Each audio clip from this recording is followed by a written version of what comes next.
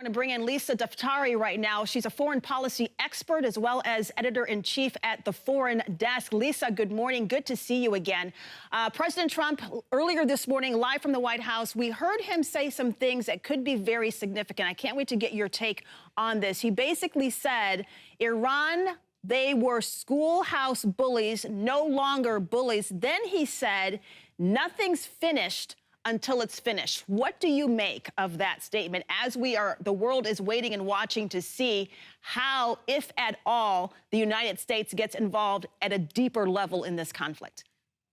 Yeah, for those who are students of history, we can go back years from now and just study Donald Trump's tweets during this conflict, and you'll see so many variations in tone, in the level of threats that are being made. He obviously wants to keep up with the level of threats that are coming from the Islamic Republic. He wants to also keep up with the level of success that the Israelis have had to diminish the daylight between our ally Israel and ourselves. I just tweeted just an hour ago saying, Israel is not a charity project for the United States. Actually, the Islamic Republic is a core national security threat for the United States as well.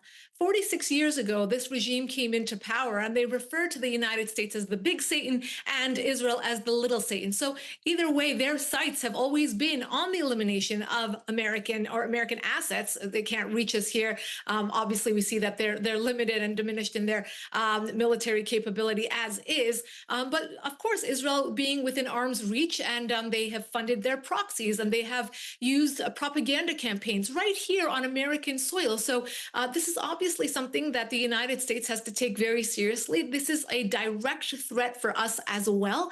And when we are talking about American involvement in this war, we have to consider that calculus as well.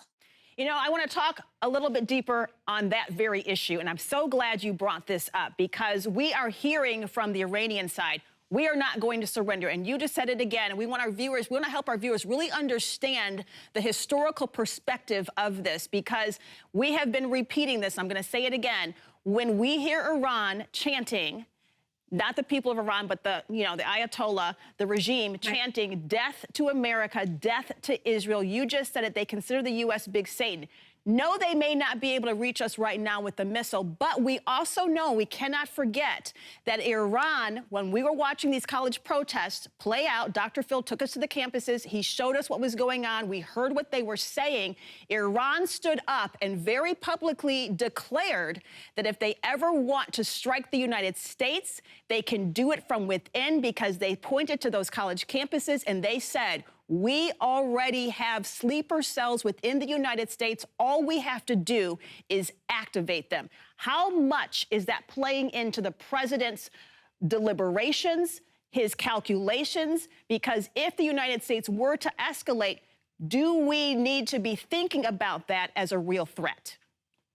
Absolutely. We would be naive not to. And we have been naive for decades now, not to understand the threat, not to understand the lobbies that they have operating here, not to understand the influences that they have on not only our college campuses, but our K through 12. The fact that they were involved on those university campus protests. Their own university students can't stand up and say anything freely. They can't even post on Facebook or Instagram or TikTok. They don't even have free access to the internet at all times. So they're taking advantage. They're manipulating. They have their propaganda campaigns here. And it's not just that. They have actual American blood on their hands. They have been the #1 state sponsor of terrorism for over 4 decades. And we can't just let that go. Look at so many terror attacks around the world, whether it was suicide bombings, whether it's their proxies, Hezbollah, Hamas, the Houthis that were shooting directly at us. They were literally playing, we're playing whack-a-mole by trying to stop their missiles and trying to prevent them from striking our assets, whether it was in Syria or in Iraq or in the seas surrounding that area with the Houthis. So I think it's very important that we understand that, Donald Trump, I do believe that he understands that there's a major difference between the Iranian people and their government. Our main ally in all of this is the Iranian people, 85 million people, the majority of whom have been disenchanted with this regime, have come out onto the streets bravely, that are looking for the posturing coming of the United States to dictate whether or not they will come out onto the streets again and demand their freedoms, I think it's very important. Not all regime changes have been created equal. I wrote an op-ed, just the same title that I just said.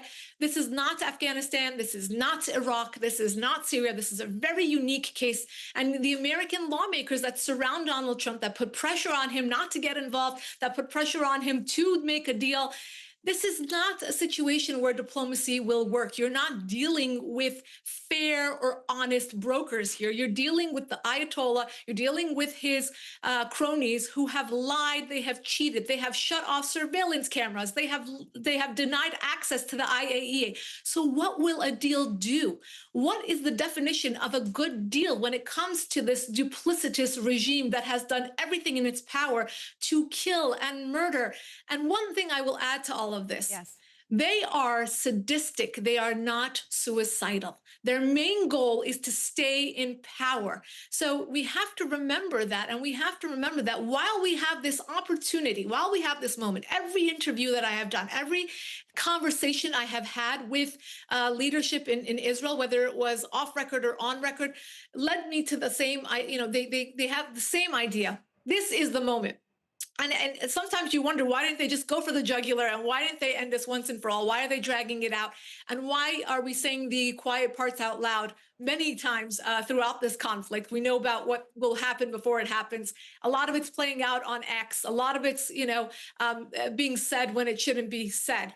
But the bottom line is this: there will never be a moment like this. I've been doing this for over 2 decades. This is a very opportune moment to really, truly make a difference for the people of Iran, for the region, bring stability to the region, and make sure that the people in Israel feel safe, that there's no existential threat, and that there's not a threat to American assets in the region either. I encourage people to continue to research, to learn, to educate yourself about this, because truly we are at a pivotal point in American history, biblical history, so many different facets of this. And the president has said that within 24 to 48 hours, he's going to make a decision. He has also said that there are certain questions he's not going to answer because he knows exactly what he is going to do. Benjamin Netanyahu has said that as well. So we are going to be watching something historical play out here, possibly within the next 24 to 48 hours.